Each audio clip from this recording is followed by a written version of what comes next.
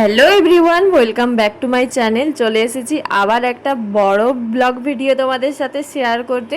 খুব বেশি বড় না, ওই 3-4 মিনিটের একটা ভিডিও। পিসি বাড়িতে এটা ছিল আমার সেকেন্ড দিন উঠে পড়ে আমি তেমন কিছু ভিডিও ক্লিপ নিইনি প্রায়। তবে দুপুরবেলার দিকে যখন দেখলাম দাদা মাটন এনেছে, তো ভাবলাম তোমাদের সাথে একটু শেয়ার করি।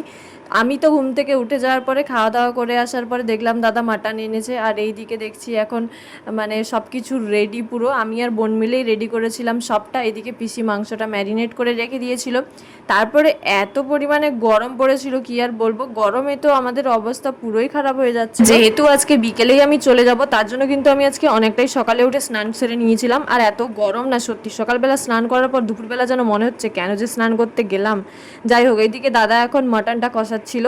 আর সত্যি কথা বলতে দাদার বরাবরেরই রান্নার হাতটা, তারপর দাদার রান্না বান্না হয়ে যাওয়ার পর আমি আর বোন মিলে এখন পাতা ধুয়ে, কলা পাতা কেটে এনেছিল আমার পিসে মশাই, পাতা ধুয়ে এইদিকে এখন আমি মানে একটা কাপড় পেতে দিয়েছিলাম। অনেকেই খেতে বসবে আসলে, আমার পিসে মশাই, দাদার বন্ধুরাও আসবে, তারপরে আমার ভাই গেছিলো, আমার একটা দাদার ছেলে গেছিলো।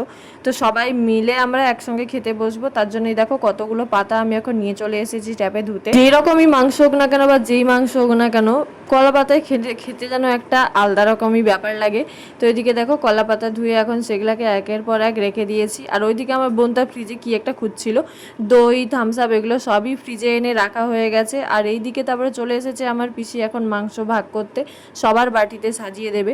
বেলা তখন প্রায় 2 থেকে 3টে বাজবে এইরকম হয়ে গেছিলো। তো তারপরে আমরা অনেকক্ষণ দাদার বন্ধুদের জন্য অপেক্ষা করার পরে আমরা লাস্টে খেতে বসেই গেছিলাম। এদিকে আমার বোন স্যালাড কাটছিল। ওরা তো আমার বেশিরভাগ ভিডিওতে দেখেইছো যে কলা পাতায় খাওয়াটা বেশি পছন্দ করি যখন চিকেন বা মাটন যাই কিছু হয়। তো এইদিকে এখন দেখো আমিও বসে পড়েছি, ওইদিকে দাদা ভাই ওরা সবাই বসে গেছিলো। এদিকে পিসি মাংসের বাটি তো প্রথমেই এনে ধরিয়ে দিয়েছে।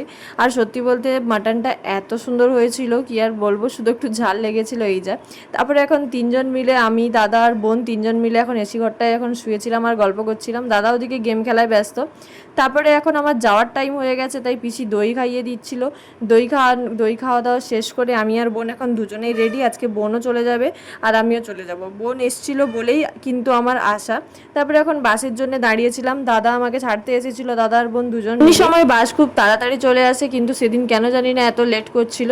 আমি তারপরে অবশেষে এক বাস পেলাম, আর বাস পেয়ে এখন আমি চলে যাচ্ছি সোজা পাঁশকুড়া স্টেশনে। আর বাসে যেতে যেতে আমার একটাই কথা মনে পড়ছিল বারবার, আগে কারণে অকারণে পিসি বাড়ি যখনই মন চেত চলে যেতাম, বাট এখন আর যাই না কারণ বোনের বিয়ে হয়ে গেছে। তাই তো আজকের মতো টাটা।